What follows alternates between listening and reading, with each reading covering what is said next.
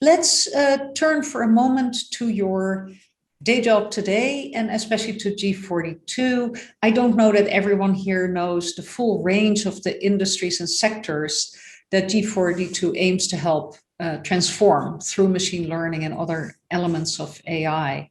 Can you just briefly describe the range of things that you all do? Sure. I think it's important I describe first the architecture of G42. And I'll just say a few words, if you allow me, about how we started actually G42. Because when I first started, it was not G42, it was a big data company.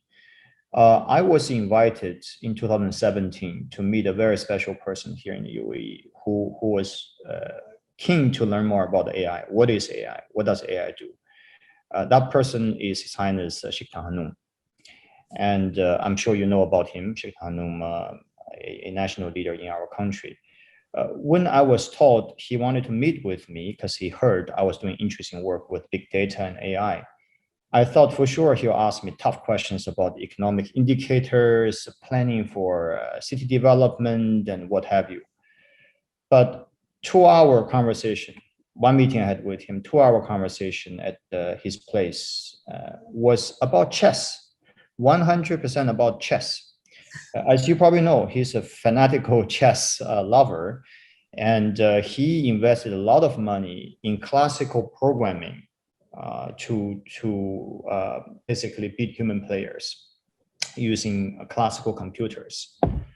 Then suddenly he was taught that AlphaGo, invented by DeepMind of Google, was able to self-learn chess in 8 hours, it mastered chess and beat any human, everyone in 8 hours. It learned chess. Depressing. It's so depressing to think about that. It is, but he took this not rather than depression. Oh, great, my investment is gone, or it's just the end of human race. He said, you know what? If this AI thing can do that to chess, what can it do then later on for oil and gas, for healthcare, for financial markets, for space exploration, so on and so forth. That was on his mind. So he invited me and we started talking about chess first.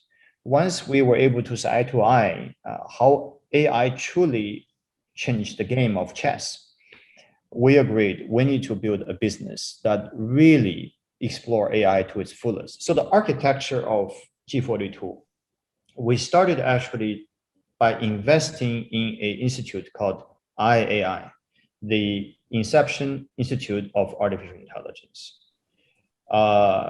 Sheikh Hanoum founded this program, and I was still running my other big data business. He founded IAI. He said, I want you to bring the most brilliant scientists you can find to Abu Dhabi, right here. And I don't care how much they cost. I don't care they generate no return financially for my institution. I just want them to come and push AI research to the limit. So we both agreed that AI is a utility. AI is not a piece of software. AI is not a prepackaged tool. AI is not Microsoft Word. You just open the CD and install it.